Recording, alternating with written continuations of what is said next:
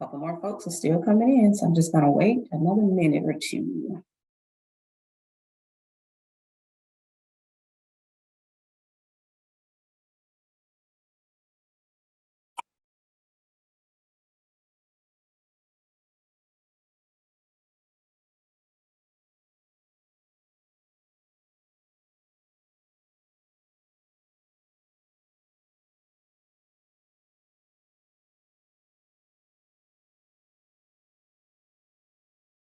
All right, so it is officially 6:01, so we're going to go ahead and get started. My name is Christy Goldwire. I am the Director of Program Operations for the Children's Trust of Alachua County.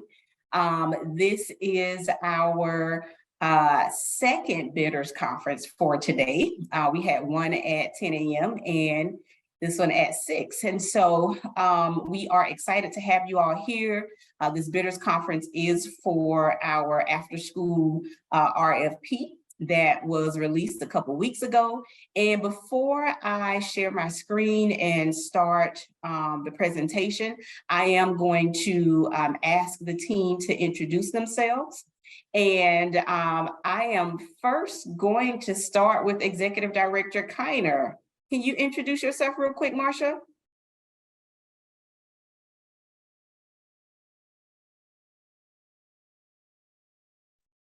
Give me a second here, Christy. Good afternoon, I guess evening now, everybody. And thank you for joining us. We hope that this conference or Zoom conference call will be beneficial to you in helping you complete our application. We don't take for granted your time. We are extremely pleased that you are thinking of submitting an RFP for this most important work. So thank you for what you do. Thank you for what you're going to do. And I look forward to speaking with all of you in the future. Thanks, Christy. You're welcome. All right, I'm going to start with my team and I'm just going to call you as I see you on my screen. So up first is Belita. Hello, my name is Belita James and I am a contract manager with the Children's Trust. Diana.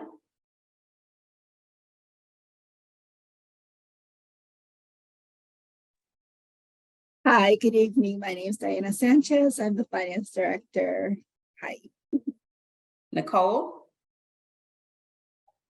Hi, my name is Nicole Odom, and I am in the finance and administration for the Children's Trust. Bonnie. Hi, I'm Bonnie Wagner. I'm the research planning and evaluation coordinator. Demetrica. Demetrica Tyson, Program Specialist for the Children's Trust. Good evening, everybody. And Dion. Good evening, everyone. Dion Carruthers. I'm also a contract manager here at Children's Trust. Okay, so you have met some of the team at the Trust. This is not all of us, but those that you see here are playing a role in ensuring all the information for the RFP gets out in a timely manner. We will be receiving your information. We're working on recruiting a review team to evaluate all of the applications. And so I just wanted to make sure you knew who we were. So I am going to share my screen so that I can go ahead and get the presentation started.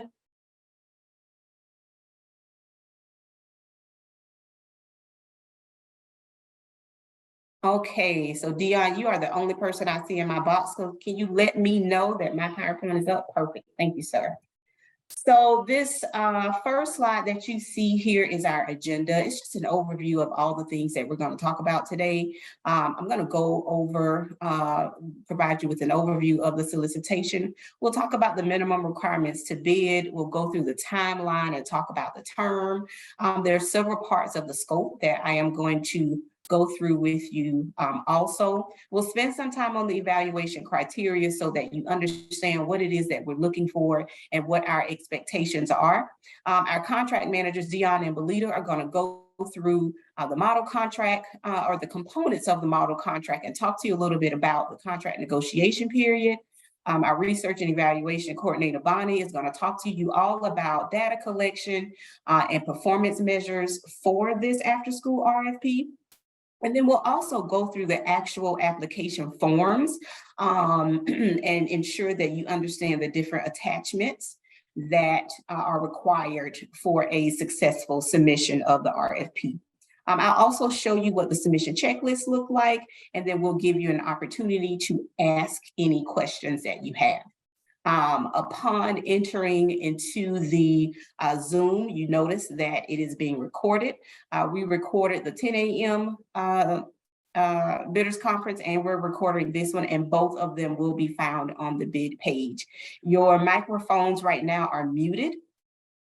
Feel free to use the raise your hand function to ask any questions, or when you're ready to ask any questions, you can use the chat box. The team is monitoring the chat box, as well as letting me know if there are any hands raised. And all questions that we receive tonight, as well as the ones that we received earlier today, will be added to the bid page for everyone to have access to. So if you do not know how to find the RFP, this is our website, Children's Trust of Alachua County.us. And upon entering our website, you see at your bottom right that there is the bids and RFP section. And that arrow there is where you will go to find our RFPs. When you click on that button, this is the page that you will be directed to. Now, there's a lot going on this page, and so I added a few different arrows because I want to make sure you understand how to utilize this page. The arrow at the top of the PowerPoint, top left, where it has open accepting bids, that's a drop-down box. And so you have the opportunity to look at all open bids, and that is what the after-school RFP, that's the area where you'll find this RFP. You can look at closed bids, and you can even look at bids that have already been awarded dollars. But when you go to this page, this is what you will see, and as long as you see open, you are in the right place. The arrow below that drop-down box is pointing to the actual after-school programming request for a proposal. If you click on that, that will take you to the bid page, and I am going to show you what that bid page looks like. And then you have the arrow to the right of your screen. Those are individual documents. And so you can download each form that you need for the application. You can download the RFP. You do not need to try to utilize this within our website. And so each one of those documents you see there can be downloaded, saved on your device, and worked on at whatever time you intend to work on those. I'm going to stop sharing here because I want to show you what our bid page looks like when you click on the 2023-01 After School Programming RFP. So I'm going to share that. Here it is. All right, so do you guys see our website? Yes, thank you. So this is what our bid page looks like. So it gives you the title of the RFP that we have open. It gives you some history of this RFP and the types of components of the proposed scope. It gives you the bid deadline and what time you need to have it submitted by. It also provides you with how much money the board has allocated for this proposal. I want to stop here. So under proposed timeline in this section, hopefully you guys can see where my mouse has highlighted the after school programming updates email list. I would like to encourage everyone on this Zoom to click on that at the end of our presentation and enroll yourself into the update email list. What this allows you to do is to receive notification from the trust anytime we make any changes, add any questions and answers for this RFP specifically. It is the best way to stay informed. It is the best way to stay on top of any sorts of documentation or addendums that we add specifically to this bid page. I'm going to scroll down, and if you have already started getting yourself familiar with the RFP, this should be familiar. And so it has our bidders conference information. It also has the link here where you can submit questions. We are in a cone of silence. And so whenever we release a funding opportunity, we go into a cone of silence. And what that means is the public is not able to ask questions directly to the staff or the board of the Children's Trust. What you can do is participate in bidders conferences such as this one, and you can use this link here to submit questions. Those questions, or when a question is submitted, the programs team is notified, and each week we will submit or upload questions to this very same bid page. And I'm going to show you where they will, and I'll go back. So you see this here, this addendum. This is where we will post questions and answers that we have received every week, as well as the ones that we get from this bidders conference, and they will be numbered. So we had a question last week that we posted.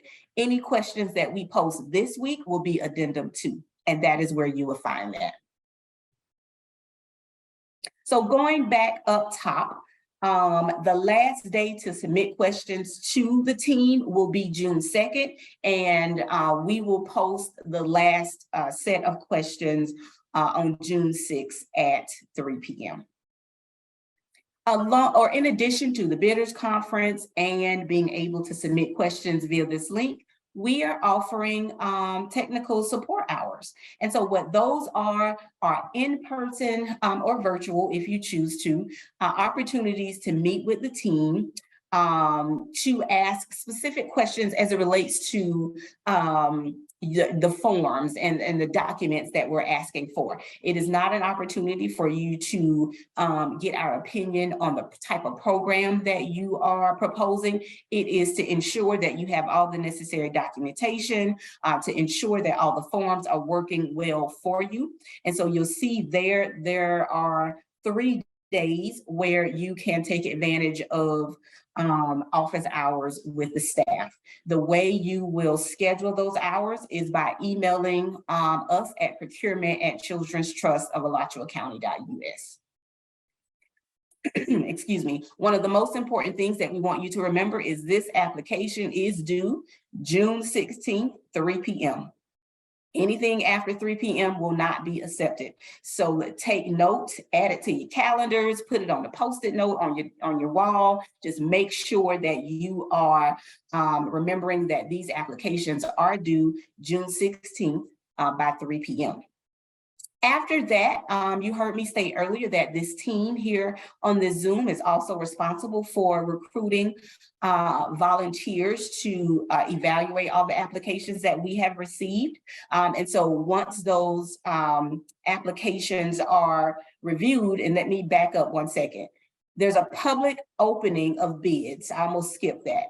And so all applications that we receive that will be moving to the evaluation component of this will be announced on the public bid opening that's scheduled for 4 p.m. on the 16th. So applications will be reviewed the week of the 19th, and then there will be another public meeting on the 28th. And if that date changes, we'll be sure to add that to our bid page, where we will be reviewing scores and making final determinations about the recommendations that go to the board. The final recommendations will be released to the public in our board packet. Our board packet will be on our website, and you all will get an email if you sign your email up on June 30th. And then the board meeting will take place July 10th with contracts for those who are awarded for to move to the contract negotiation phase to take place July 17th with the contract term starting August 1st. These are all the documentation, all the documents that you need to download. Form 1, Form 2, 3, and 4. Those are parts of the actual application. And again, later on within this presentation, I will be going through each one of those and providing training on how those forms are completed. This form here is the actual RFP that has everything combined. It is likely, I don't know, 60 or 70 pages. It is definitely something you need to be reviewing because all of the guidelines and criteria are there, but the individual forms can also be downloaded separately. Okay, I'm gonna stop sharing and go back to my PowerPoint. Give me 1 second.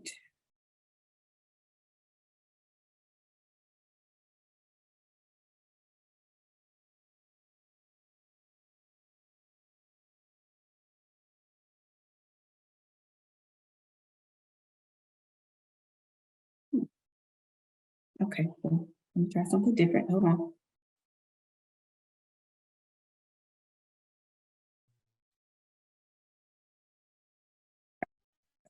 Share.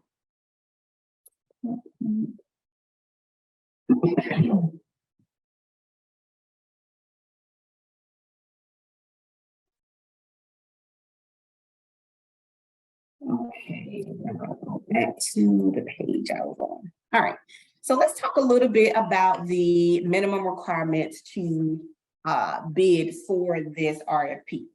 So in order for you to move forward to the next phase, which is the evaluation phase, all of these must be met. And so in your proposal, your services must take place within Alachua County. You must be currently qualified to conduct business in the state of Florida. You cannot be a charter school approved by any public school system. The Children's Trust and Children's Services Councils across the state of Florida by law cannot fund our public school system or any schools that fall under their jurisdiction. You must have experience working with youth in out of school time. You must be licensed or licensed exempt in accordance to with the Florida law, which is through DCF.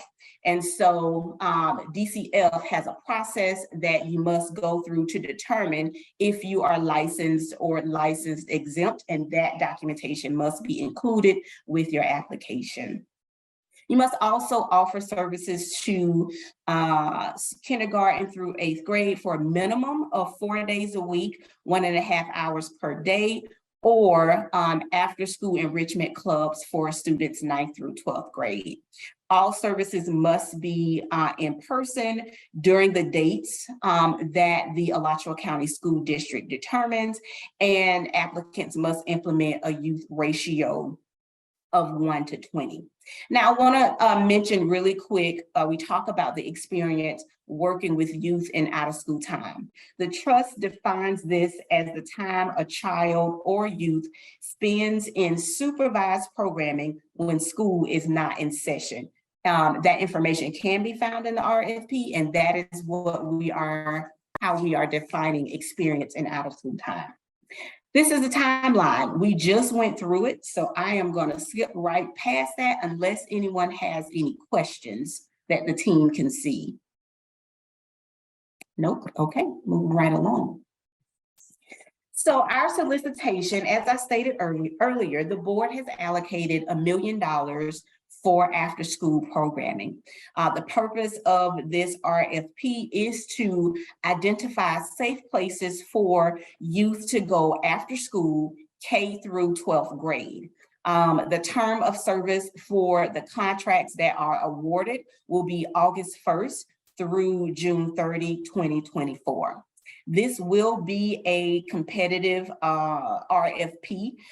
Currently right at about $950,000, we are funding about 6 after-school programs throughout the county. For our K through 8th grade, again, we're looking for safe places for kids to go or for the children to go. But our board also would like to strongly encourage providers to implement literacy and math components to their after-school programs.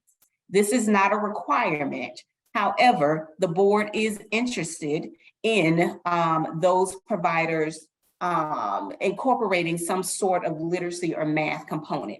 Now, we define that literacy and math programming as a curriculum or best practices with specific implementation requirements to ensure maximum improvement. And this is not homework help. So if your after-school program only offers homework help to the students enrolled, we do not consider that a literacy or a math program or curriculum. That is just where your after school does other activities and offers after or homework help. So again, the literacy and math, the board is strongly encouraging providers to include that for K through 8th, but it is not required. In addition to the literacy and math programming, if you're offering services to middle school students, so 6th through 8th grade, it is required that you offer activities and programming that helps them prepare for their transition to high school, or helping them prepare for the upcoming grade and career exploration. We would also like to see activities and programming around healthy relationship boundaries, internet and social media safety, and then healthy social and emotional development. And then for high school, so these are after school enrichment clubs for high school students. And it will be required for anyone offering services to high school students to include the points you see here on this slide: career exploration, college prep, workforce development, leadership development, life management skills, and academic support and enrichment. The target population. So of course, all of the participants in these programming or awarded recipients for after-school dollars from the trust must be Alachua County students. In order to receive these dollars, programs must enroll children who are from families with income that's less than 400% of the federal poverty level, children who have an IEP or a 504 plan whose families also meet the same income requirements of less than 400%, children from families receiving SNAP benefits, and children in foster care, children in voluntary and formal kinship care, and then children under in-home case management supervision. I want to note that the IEP and the 504 plans are the only ones that must also meet the income requirement.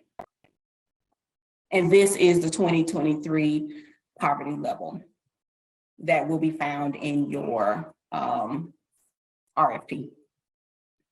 And then the Florida After School Network standards. So if you haven't heard of the Florida After School Network standards, we provided you with a direct link to these standards. Each year, the Florida After School Network will potentially revise or refresh their standards. These are the same ones from last year. But in the RFP, it goes into detail and defines these standards for you. And then we also provide you with a link to the newest edition on the Florida After School Network. Successful applicants of this RFP should strive to meet these standards for quality programming for trust dollars. And service locations, again, must be within the county, but we also want providers to keep in mind that your location should be able to accommodate the various activities that you are offering in your camp, that the outdoor environment is suitable for many different activities, group games, physical activity that you guys will be having your participants involved in, and that there's an alternative plan if an environment is inaccessible due to weather or other external factors.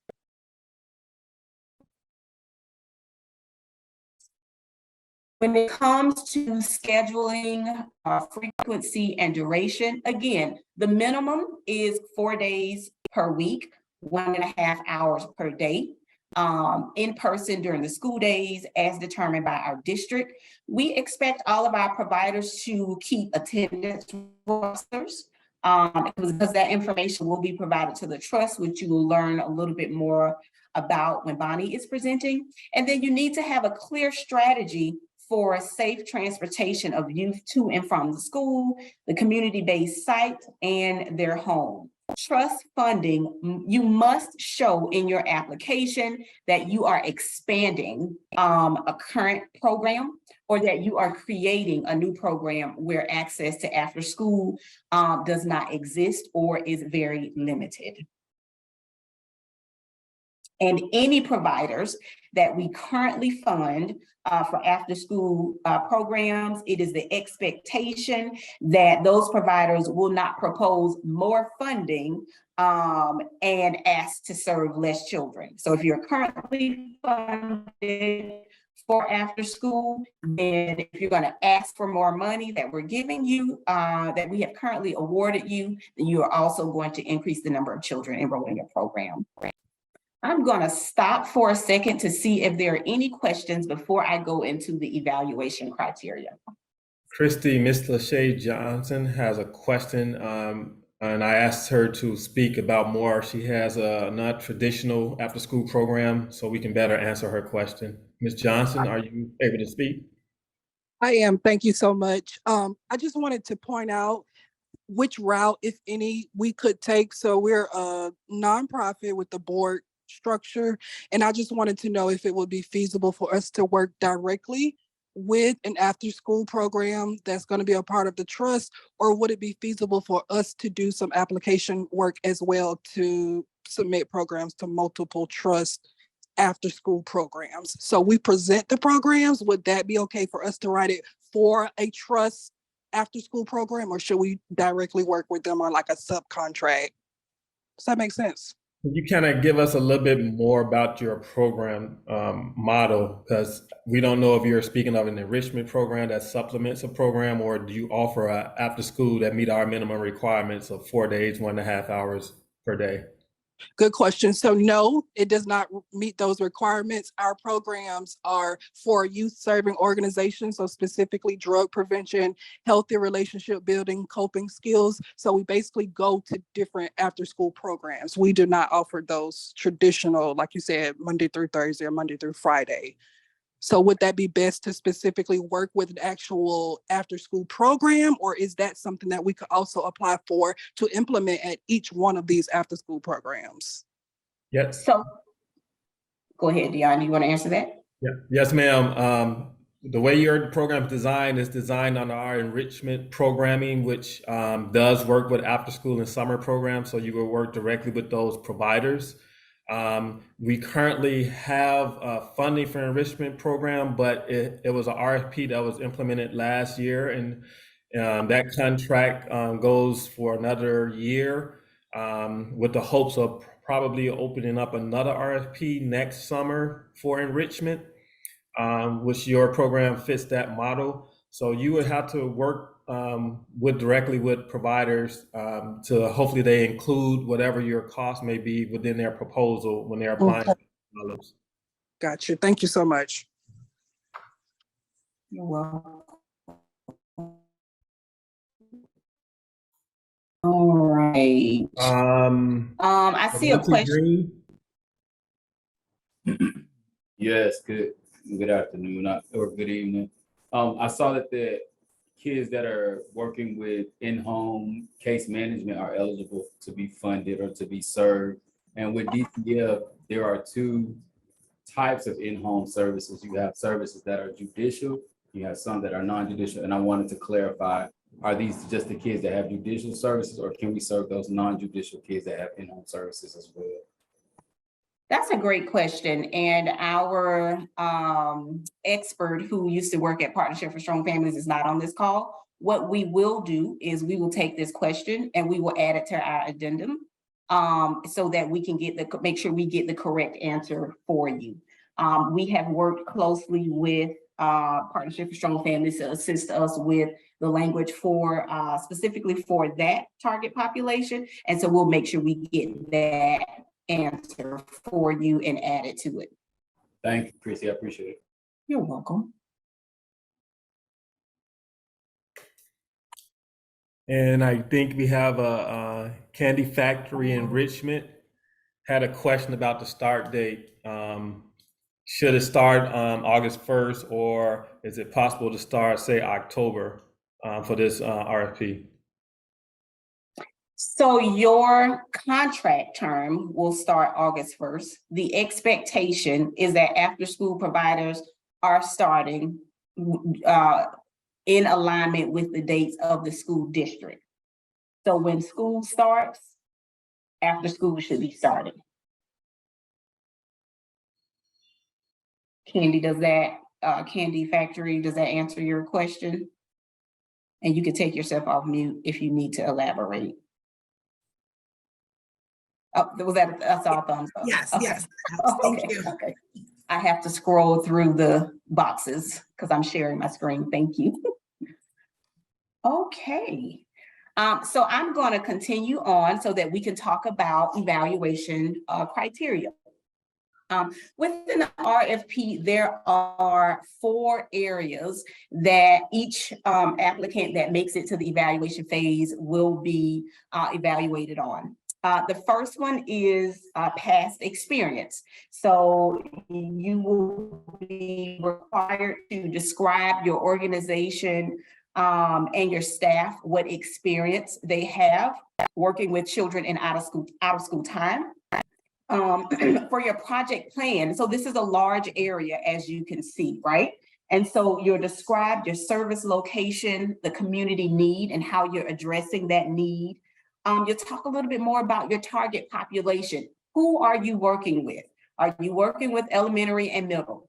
Are you doing just middle? Are you doing just high school? This is where you will go into detail about the target population that you will work with, as well as the different components that you intend to implement. Some of them are required, so make sure you're paying attention to what is in the RFP. So for an example, with high school students, you must add and implement components around career exploration, life management skills, all those that are bulleted in the RFP.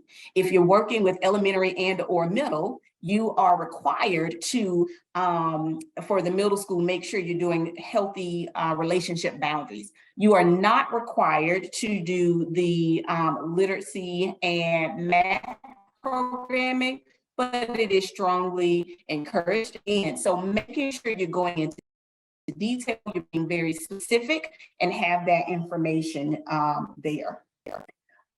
You will also be able in this section to talk about how the funds will expand your program and go into detail there and describe your organization's collaborative efforts and how it will positively impact your the youth in your program.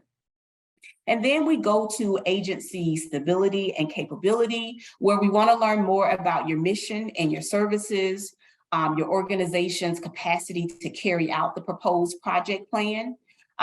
We want you to talk a little bit about how you will sustain this program beyond the terms of the contract.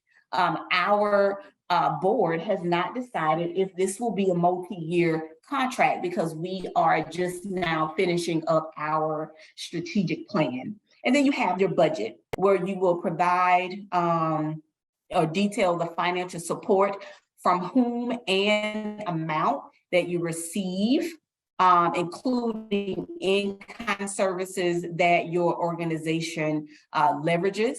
You'll describe your fundraising activities. You will have to complete the actual budget and budget narrative application form, which we will go into detail. And then you'll be required to attach those fiscal documents that apply to your organization, whether that be an annual audit or a 990 form. Okay. Each of those sections, you can get up to a maximum of 25 points. And in order to receive maximum amount for each section, you want to make sure you're able to articulate what it is that you need. Those that do include that literacy and math component will be able to maximize those points in that project plan.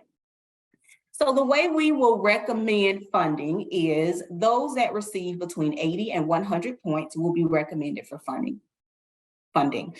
Those that receive 70 to 79 points will be recommended for funding also, but it is contingent upon what is available after the organizations who receive 80 to 100 points.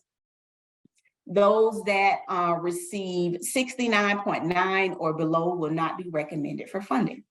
There are two different ways for you to earn bonus points. One way is for those organizations that include sites that are not in the greater Gainesville area. So those are our rural areas, but those also include any of our rural unincorporated communities. So those are those communities that may be in the city limits of Gainesville, but they are on the outskirts and they have limited to no programming for their youth. An example would be Moneo. And then lastly, because the minimum requirements for this RFP as it relates to days, is 4 days per week, we are awarding 10 additional points for organizations that offer services 5 days a week. I am going to stop here to see if there are any questions as it relates to the evaluation criteria. No questions? Okay, I am going to turn it over to our contract managers, Dion and Belita, so they can talk to you about the contracting period. All right, thank you, Christy. Belita and I are going to go through some contract information for a lot of those who have never done a contract with the trust and the process on how negotiations will go. She did mention we will present our recommendations to the board July 10th. Following the approval from the board to give us the permission to start negotiation with those providers that move forward, we'll start those negotiations the week of July 17th. During those negotiations, we'll be discussing the budget for sure, as we're going to be working on making sure all those providers are fitting under the umbrella. As you saw, the budget for the overall RFP is $1 million.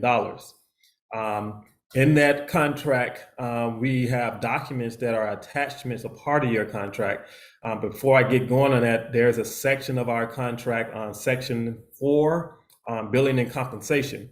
With our contracts, providers are able to ask after the signed contract is signed and after our fiscal department has that signed contract to create a purchase order number for you, you can ask for 25% of your overall budget.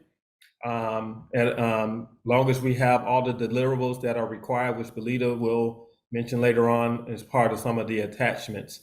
But you are eligible to ask for up to 25%. That doesn't mean you have to ask for it, or you don't have to ask for the full 25% to help start provider for the upcoming school year.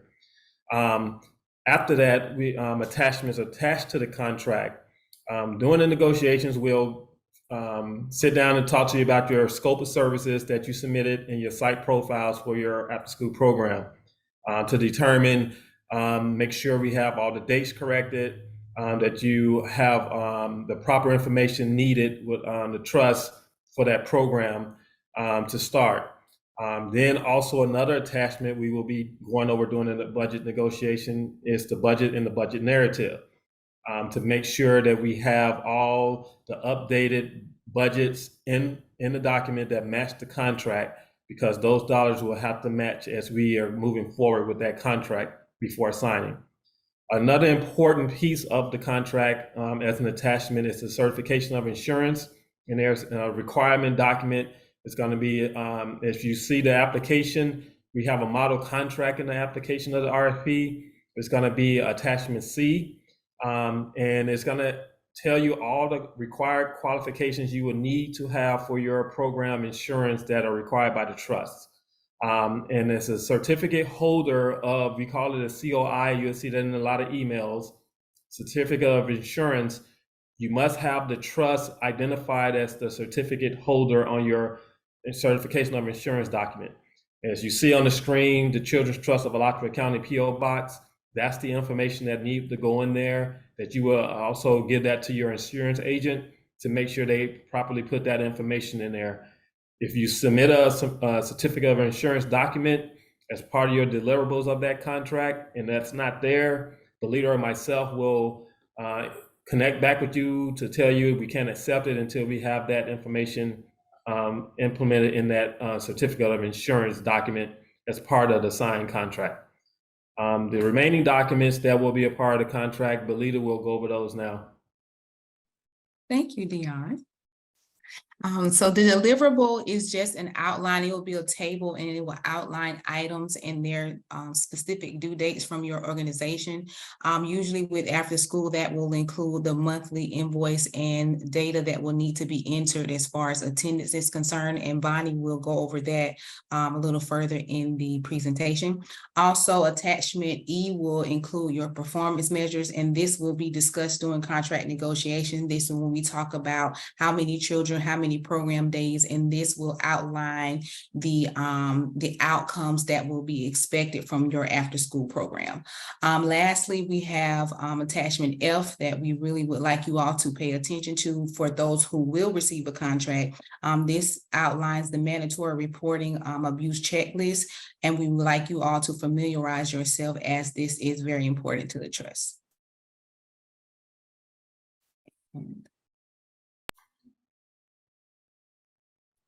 Are there any questions for the contract managers as it relates to the contracting process?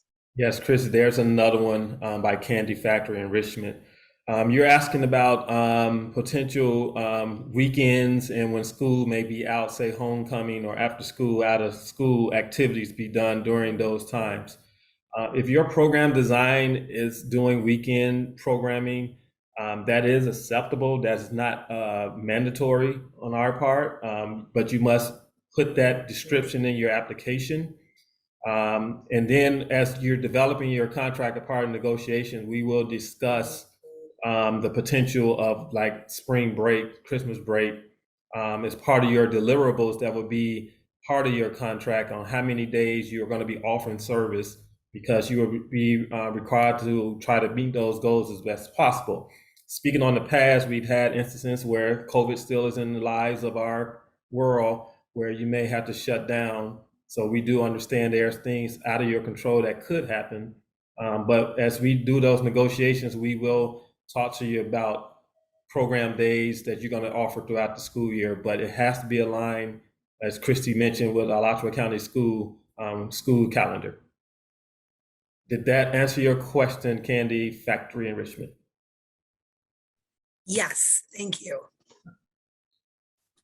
Awesome. All right, next we're going to turn it over to Bonnie, who is going to review the data collection and performance measures. Okay, so the CTAC is seeking to expand access to high quality programs that are directly linked with positive outcomes for our children and youth. And we want to fund programs that demonstrate strong evidence of impact for all our programs. We ensure that they're aligned with our 4 organizational goals. We want to see that children are healthy, educated, supported, and safe. All of our programs have program metrics, which are our program performance measures that are aligned with the results-based accountability model, where we look at the 3 categories in the framework are how much, looking at the amount of effort that is going on through the program, how well, which looks at the quality, and better off, which looks at short-term or direct outcomes of the program. And for this this RFP for after school, we have broken out the performance measures based on grade level for elementary school, middle school, and high school. And they have some commonalities between them. but there are some distinctions as well. So starting with elementary school, for how much we look at the number of children enrolled. You will indicate this for your individual program on your site profile, which is for Form 4 in the RFP. And we're looking to see that at least 90% or more of that anticipated number is achieved through your program efforts. For the days of programming offered, again, we want to see that it's aligned with the school days that are put out by the Alachua County School District, knowing that those are typically 180 days in the school year, that we'd like to see that at least 150 days of programming is offered, in consideration of some programs might offer 4 days and there might be other days that aren't offered. So that's the target for that, is at least a minimum of that. For how well, for the elementary school, we're looking to see that children, 75% of children attend at least 65% of the program days. So that's about 2/3 of the programming days, and wanting to see at least 75% of the children are getting at least that much of the programming. For a few of these that are coming from satisfaction surveys that parents will be asked to fill out towards the end of the program year, or as they exit the program. And those have to do with for how well, that's satisfaction with program communication. That 85% of families are say that the program communication is good or great, that they're satisfied with the overall program experience. The parents felt their kids were safe and that they were satisfied with the homework help that the program offered. The new one this year for those that might have worked with us in the past is we're also looking to see that youth are maintaining or improving their social emotional skills. And this is the first year we're offering this. So we don't have an expectation for how much or what percent of youth are improving in this, but we are looking to establish a baseline. So what we're asking as the performance target is just to ensure that at least 70% of the children who attend for 4 months or more will have a pre and post test, so we can start to learn more about the gains that high quality after school programming has on children's social emotional skills. Once we get to the point of when we know who we're awarding with, we'll be doing trainings and offering assessment options for tools to use for measuring that.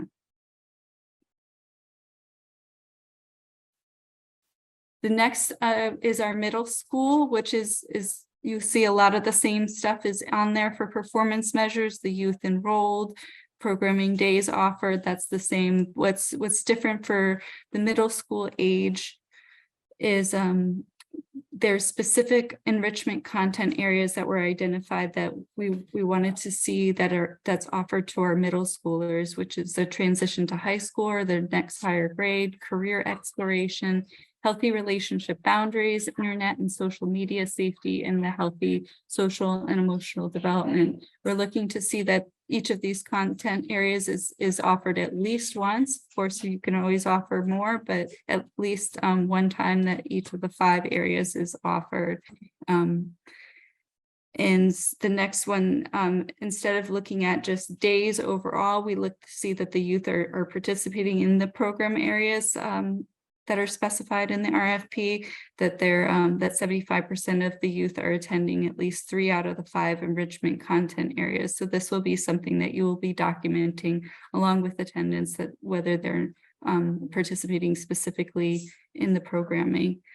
The next for youth in grade 6 and through 12, they'll be doing the youth satisfaction versus the younger kids, their parents and families. They'll do the satisfaction survey together. For the youth in 6th grade and up, they'll be completing a survey, a satisfaction survey, to let us know their perspectives of the program quality and the impacts. So they'll indicate whether or not they felt this program staff cared about them, whether they enjoyed the overall experience, whether they felt a sense of safety and belonging, and whether they were satisfied with homework help. The same thing goes for the social emotional skills, and for the middle schoolers, we'll have assessment tools to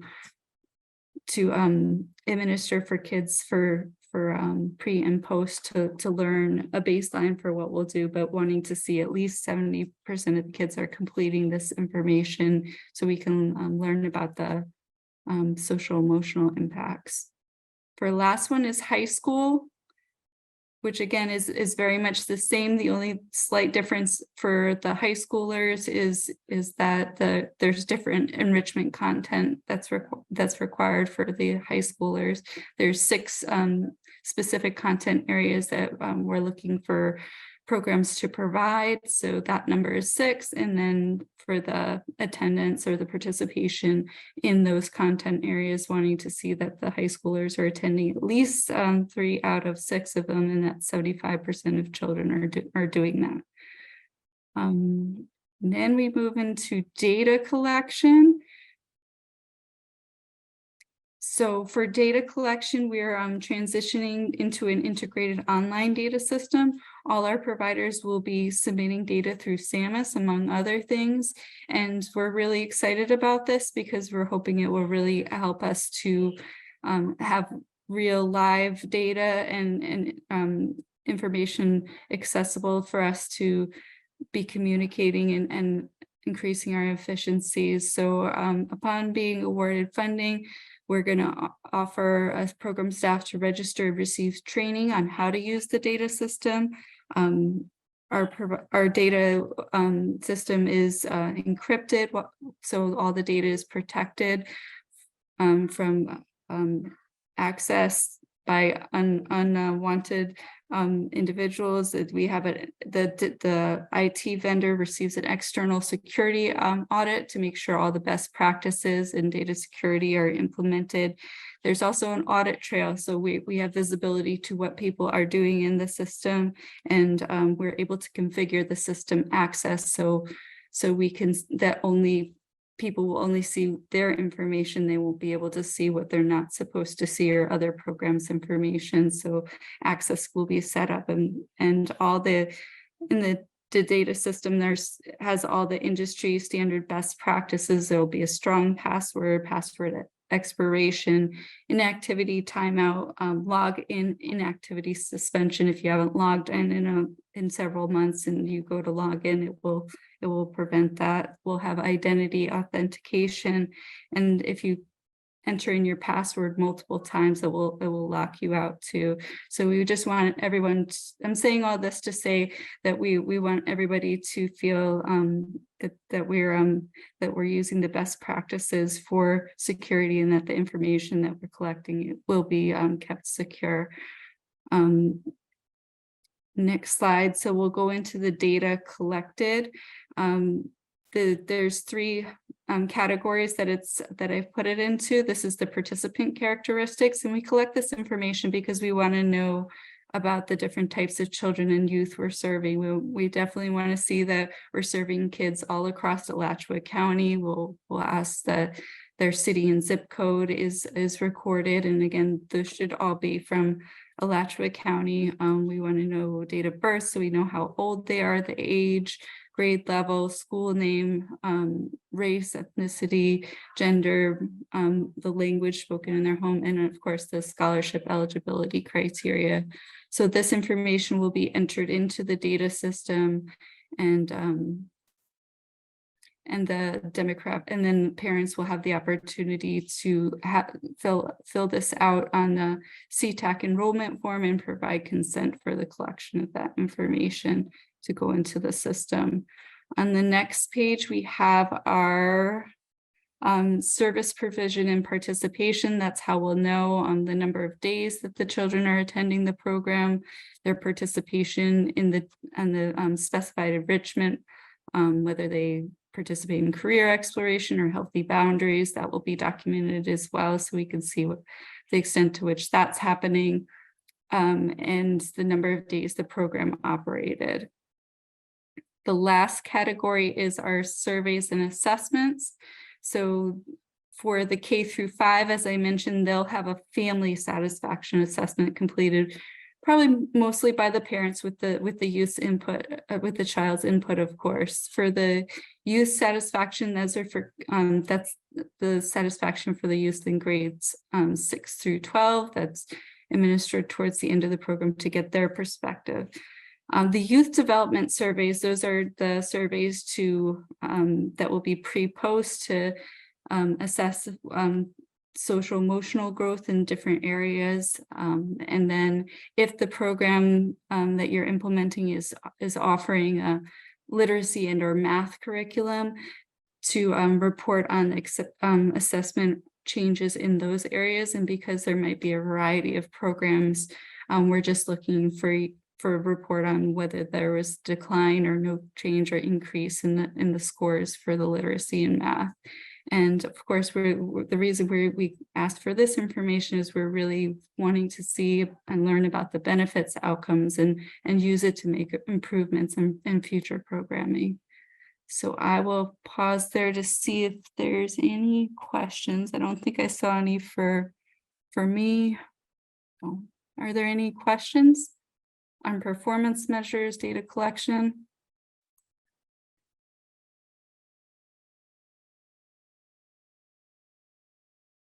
I think so. Okay, so we'll keep going. It looks like there was one question, but Dion has answered that question. All right, so we'll keep going. Thank you, Bonnie.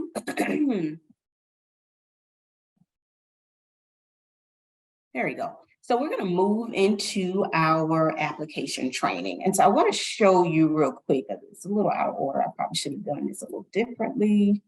Let's see if I can get to it. There it is. So this is the submission checklist that can be found in the RFP. And so what we're going to do is we're going to go through each form so that you have an idea of A, what it looks like, B, how to complete it and what the expectation is. And then we'll also come back to this and talk about the attachments that are required. So form 1, excuse me as I roll through these, but I wanted to show you that submission checklist.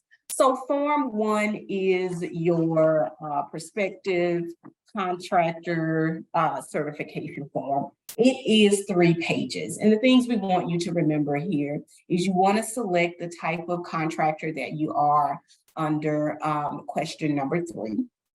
On the second page, we want you to identify whether there are exceptions that are needed. And then under number 21, we want to make sure that whatever your total funding request is across all sites is included under within number 21. And then most importantly, because sometimes we receive this form and it is not completed correctly, make sure that you are filling in the areas that are highlighted blue. I have my arrows pointing to those sections, your name, address, payment address, and your federal employee or employer ID number, and then make sure you sign the form. That's the most important thing. These forms, and this is the only one that you sign, by the way. So making sure that you sign this form. Again, each form can be downloaded individually and saved on your computer so that you can fill it out on your own. Up next is our form 2, which is the budget and budget narrative. So I am going to stop sharing here and turn it over to our fiscal department, Nicole and Diana, who will be walking you through the budgeting application forms. Good evening, everyone.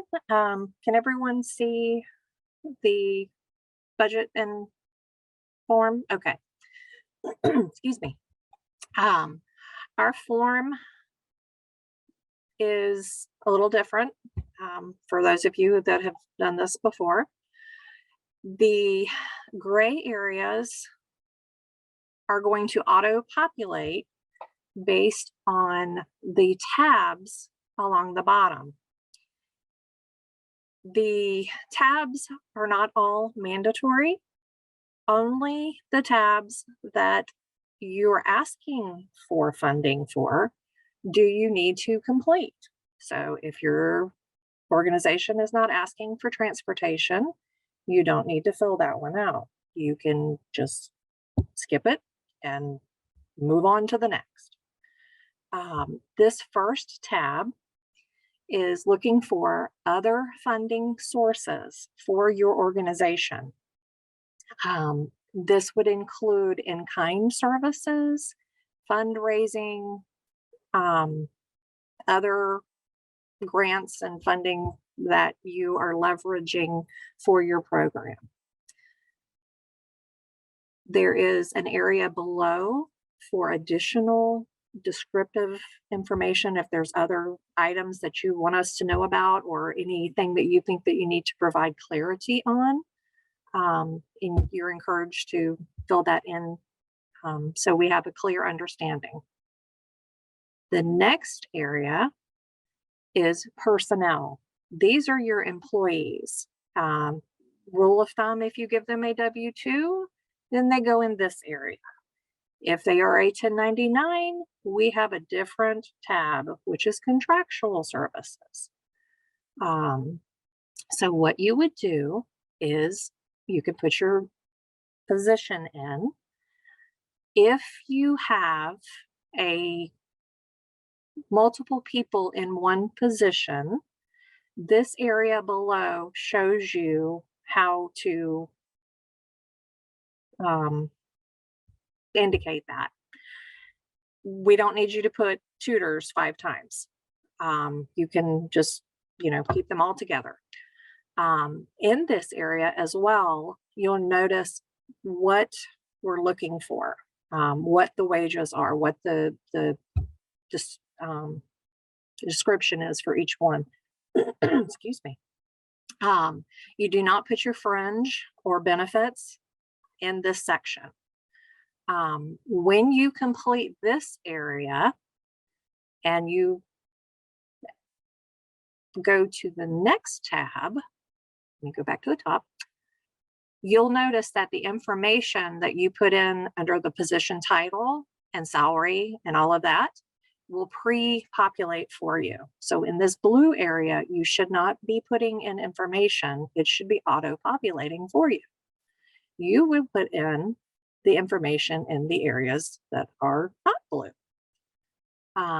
If you do not offer these types of benefits, you can leave them blank. You don't need to fill out this tab. If you only pay wages, you don't have to fill this tab out. Just skip it and move on. If there is additional information, again, that you would like for us to know about the benefits that you offer, you're welcome to put them in the area below. Now we're going to go to transportation. This tab, and there is an example, and there's also a definition of what we're considering for transportation. This is, if you're going to ask for transportation for a travel or a training for your employees, it does not go in this section. It goes under training and certifications, which is further along. Our next tab is office supplies. Again, we've given a definition of what we considered office supplies. This is for non-programmatic needs. This is not, if you are buying art supplies for your program and paper for them to draw on, this is not the area for that. This is for your overall general office items. Then the next tab would be program supplies. This is the items that you need for your program. These items would notebooks, t-shirts, just things that you need to execute your programs. And again, there is a additional area if you would like to put in more information. Then we'll go to contractual services. This is where you put your 1099 folks, or if you have an enrichment provider that you contract with. And then it also in here defines what backup that we are going to need if you have, or if you ask for reimbursement for these particular contractors. Okay. Then this tab is new this year. It's specifically for certifications and training for your employees. We want to encourage getting more knowledgeable when it comes to helping children achieve all of their goals. If you have a particular training course that you are interested in putting and asking for reimbursement for, please fill it in here. And if you need additional information to communicate what the course is or the training opportunity, you can use the justification area below. Our next tab is printing. This is for programmatic printing of flyers specific to your program. Again, there's a definition. And if you do not have an item that you feel that you would like to ask for reimbursement, you do not need to complete this tab. Our next tab is communications. These are the types of items that we felt, are examples of different types of communication. You have internet, phone. If they are needed to run your program, then you should go ahead and catalog those items if you want to ask for reimbursement. Same with insurance. There, depending on your program, are going to be a varied types of insurance. You have auto, you may have general liability. They would go in this tab. Then second to last is equipment and maintenance. These are for non-capital equipment. And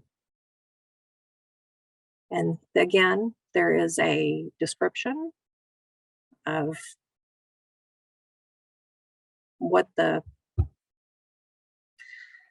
and then you have your justification below if you needed to provide more clarity. The last tab is other operating expenses. If for some reason your program did not have, if we hadn't covered it in any other tab, this would be the area. Then once, I'm going to go back to the beginning tab. All of the information that you have identified on each tab is going to feed this area for you automatically. You should not have to fill in the grade boxes. Are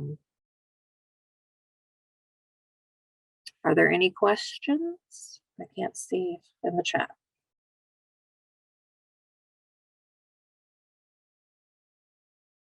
No questions? No questions. Okay. Again, we are here. If you have an issue with the spreadsheet, please let us know. We don't want this to be difficult. We want to make sure that we try to give you, ideas of funding opportunities that you may not have thought about. And these are just suggestions, and there are different definitions of each one. And thank you. Have a good night. Thank you, Nicole. I will go back to sharing. Give me 1 second. Let's see if I can make this work a little quicker than I did the last time.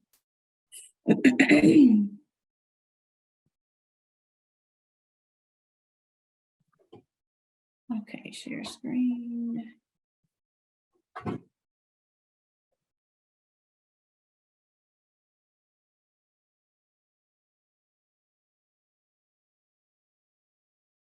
Okay, so our next form is Form 3. And this form is the organizational information and narrative form. And so again, the budget, the Form 1 can be downloaded individually. Form 2, which is our budget and budget narrative, that form will be downloaded individually, and so will Form 3, Form 4 also. And so this is where you know, we talked about the eligibility criteria. This is where you're going to enter all of that information. This form is where all of our questions are regarding your eligibility as an applicant, whether you meet all the minimum requirements, questions asking about your after school status, whether you're licensed, exempt, and attaching that information to your completed form. We also talk about or ask you about any DCF violations, attaching those, and then explaining how you resolved any violations that you received from DCF. And then as you can see here, it goes into your past experience, which we have already discussed, your project plan, your agency, stability and capability, and your budget information. And so that is your Form 3. There are also some additional questions that ask you to detail your discipline and behavior management plan, your detailing your staff ratio, and then it goes into detail asking you the questions about the Florida After School Network standards and how your program aligns with each of those standards. Don't forget that we define those standards for you in the RFP, and then we also provide you with a link directly to the Florida After School Network website, and there's a copy of the actual standards booklet for you there. Going to Form 4. Form 4 is your site information. So if you are proposing multiple sites, it is one application, but you must complete a Form 4 for each site that you are proposing. So the site profile form is self-explanatory. It is asking about your organization, site name, your location, so your address, phone number, who the contact person is for that site. It's asking you to identify the grades that you will be reaching at those sites.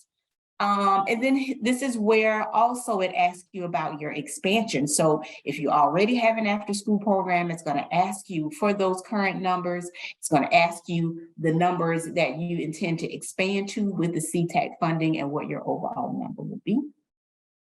It'll ask you to go into detail about your hours of operation, to provide a site description, and to provide an overall executive summary.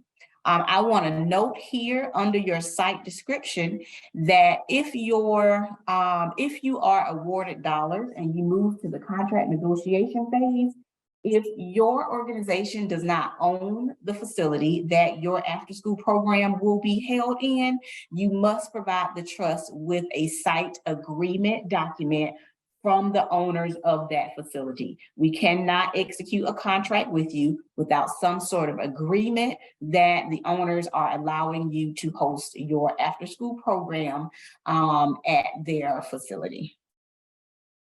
And then lastly, the site profile does ask you to detail the different positions and the description of their duties for each site that you are applying for. And before I go over the submission checklist, I am going to stop here to see if there are any questions in the chat. What if we lease a spot? That is fine. That would be considered an agreement.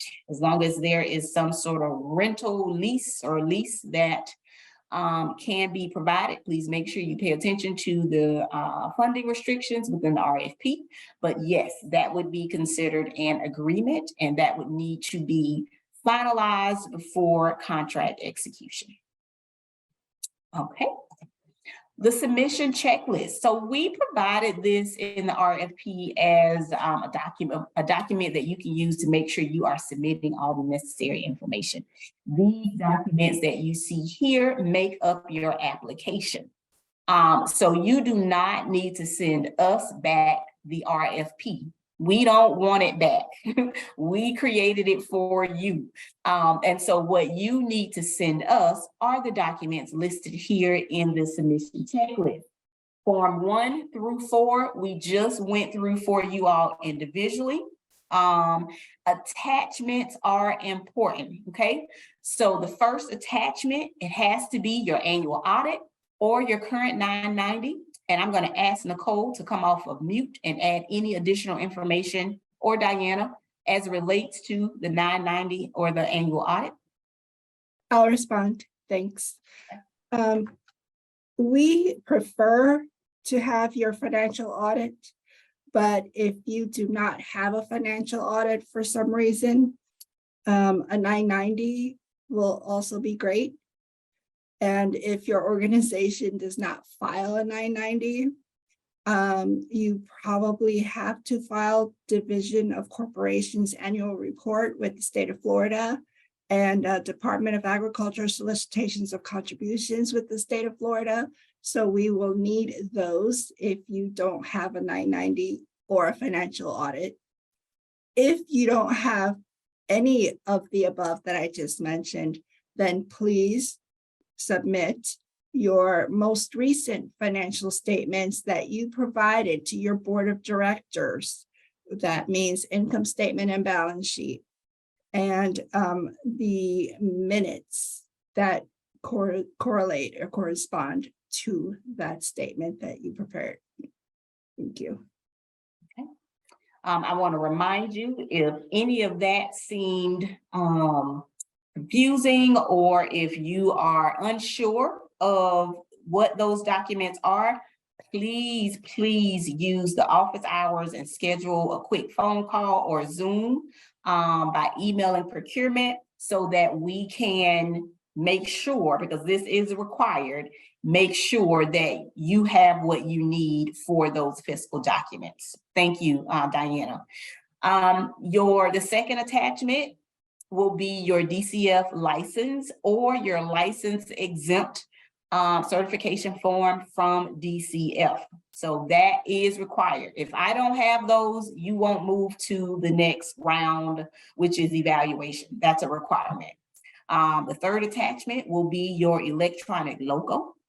We ask for those up front in case if you make it through and you are a recipient of the after school dollars, we'll already have that. We add that information to our website and our annual report. And so there are ways that we use your logo to promote what you're doing and to promote what we do in the community. And then the attachment 4 is your proof of active legal status from SunViz. So you must be legally qualified and active to conduct business in the state of Florida, which means an active certification from SunViz is required. And that link there takes you to the SunViz search, and that can be found in the RFP. And it should be a live link in the RFP. If not, you can Google search it and it'll pop right up. Things to remember, so tips. Your application must be submitted to the procurement at Children's Trust of Alachua County.us by the deadline. The deadline is June 16th at 3 p.m. Anything that is received after 3 p.m., which means 301, is not accepted. And so please don't wait until 250 or 255, because I can't dictate how long it's going to take your server to communicate with my server. And it may look like you sent something at 257 on your end, but it may not get to me until 301. So I want you, and it's just not worth it. You know, if you missed a period, it's okay. So you want to get that sent to us as soon as you can, so that you don't risk the chance of being eliminated because it's late. Other tips and things based on what we've seen with RFPs. Don't handwrite your RFP. These are documents that you can type into. So form 2 is a spreadsheet that you can type your information into.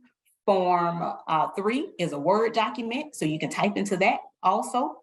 Form 1 is a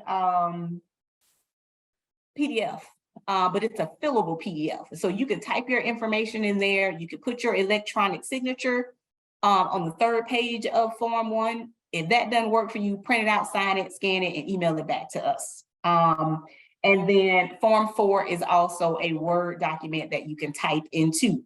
Get your information in, save it on your computer, and you email it with the attachments to the procurement email address. Make sure you label your things, you know, 1 email, 1 attachment, not 1 attachment, multiple attachments within 1 email. It's perfectly fine. Don't take individual pictures. So we've seen that also where someone had a 15-page application and they sent us pictures of each 15, you know, all 15 pages. Don't do that either. That will completely derail the entire process. And team, can you think of anything else? I'm gonna stop sharing so I can see faces. I would just suggest to review your application before you submit it. And sometimes reading out your answers out loud to make sure it makes sense for our reviewers to understand what you're putting down. And you being clear, like Christy suggested, give yourself enough time to submit. Do not try to stretch it out the last moment. Try to set down some time aside to focus on what you're putting down for your information that's each question pertain to. But please review it, make sure you have the checklist done and before you submit it, because we've had where we've had part of your application submitted, not all the documentation as Christy went over to qualify you to go on to the review process. Also, Christy, I just wanted to suggest that when you are sending your application and you're emailing it, and make sure it goes through, because we had an incident where someone had submitted it, but it said that the document was too large and they didn't know, they just got up and walked away. So their application was not submitted. So just make sure that everything has gone through, especially if you have a lot of attachments. And once we receive your application from procurement, you will get an email back from procurement with receipt of your application. So absolutely, that was a great tip from Belita. Make sure on your end that it goes through, and you should be receiving notification from us. We've been able to do it rather quickly, within 5-10 minutes. You get an email back saying that we have received it. So if you're sitting there and you have not received it, send another email, and it doesn't necessarily have to be your entire application. Again, send an email saying, hey, I sent this 10 minutes ago, no receipt, you know, so that we can see that information. Any questions from you all? Any additional questions that I can answer for you? No? Okay, well, we appreciate you all spending your, is today Tuesday? Tuesday evening with us. Don't forget that if you think of something after the bidders conference, use that link to submit questions. You have until June 2nd to submit questions. We look forward to receiving your applications. Don't forget that there are office hours that you can send an email and schedule some time with. And, you know, we're excited, we're thrilled to provide additional support to you all. And the trust will be, you know, funding more initiatives in the future. And so this is just the first one. And so we look forward to hearing from you all. All right, have a good evening. Bye-bye. Nice meeting all of you too.